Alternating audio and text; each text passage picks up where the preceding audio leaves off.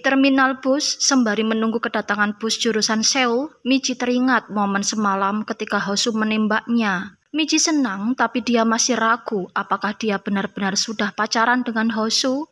Di toilet, Hosu membasuh muka dan telinganya agar wajahnya terlihat segar di mata Michi. Dia kembali teringat peristiwa kecelakaan yang merenggut nyawa ayahnya dan membuatnya terluka parah. Meski demikian, Hosu bisa bertahan berkat dukungan ibu Bunhong yang ternyata adalah ibu tiri Hosu. Masih di rumah sakit, Hosu kecil tanpa sengaja melihat ibu tirinya itu disidang oleh keluarganya sendiri karena bersedia merawat Hosu. Oleh karenanya, ketika SMA, Hosu bertekad untuk selalu bisa terlihat normal dengan menyembunyikan cacat dan sakitnya agar tidak merepotkan ibunya atau orang lain.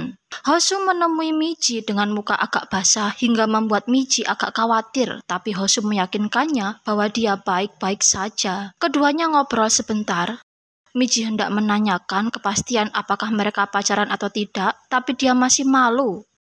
Ketika berpamitan, keduanya terlihat masih sangat canggung. Mereka ragu memilih antara berpelukan atau bersalaman. Nenek Rosa terlihat tengah menyelesaikan pembayaran biaya rawat rumah sakit jiwa putranya. Pegawai di depannya bertanya apakah ada keluarga selain dirinya yang bisa dihubungi. Nenek Rosa menjawab hanya dirinya lah satu-satunya keluarga pasien. Kemudian sang pegawai pun menawarkan agar Nenek Rosa mengurus perwalian orang dewasa agar sewaktu-waktu jika terjadi sesuatu dengan Nenek Rosa ada wali lain yang bisa dihubungi. Hosu menjemput ibunya pulang dari rumah sakit. Di hall rumah sakit, Ibu Bunhong meminta Hosu agar sekalian memeriksakan diri karena biasanya di pergantian musim seperti ini, Hosu akan terserang demam. Tapi Hosu menolak. Tae terlihat mencuri dengar pembicaraan Ketua Shin di telepon. Ketika semua karyawan sudah masuk ruang rapat, Tae diam-diam menelepon balik pihak yang berbicara dengan Ketua Shin tadi dan ternyata pihak itu adalah pengembangan usaha konstruksi Sihan. Tae buru-buru menutup telepon ketika Michi menyapanya. Dia pun segera memberitahu Michi bahwa rapat sudah dimulai. Ibu Okhui akhirnya pulang ke rumah dengan dijemput Mirai. Dia bercerita semenjak Hosu berhenti kerja, Ibu Bunhong tampak lebih bahagia karena Hosu jadi lebih sering bersama dengan ibunya.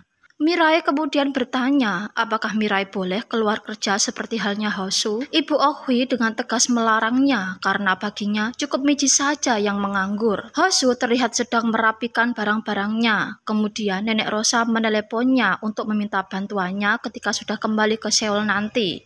Selesai teleponan dengan Nenek Rosa, Hosu keluar kamar dan dia kaget karena melihat ibunya yang masih belum pulih benar sudah menyibukkan diri beberes rumah.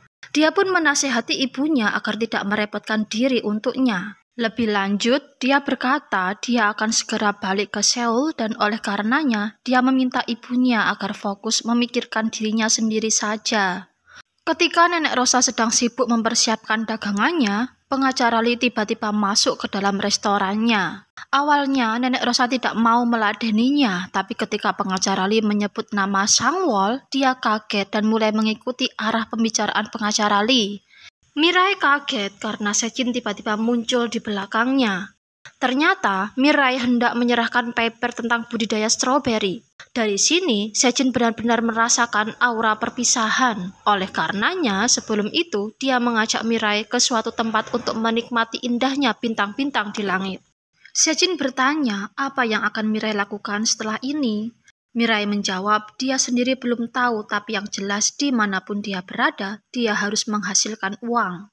Kemudian, Sechin menawarkan untuk meminjaminya sejumlah uang dan memintanya untuk mengurus kebun stroberinya. Mirai tersenyum dan kemudian dia berkata akan mempertimbangkan tawaran Sechin ini.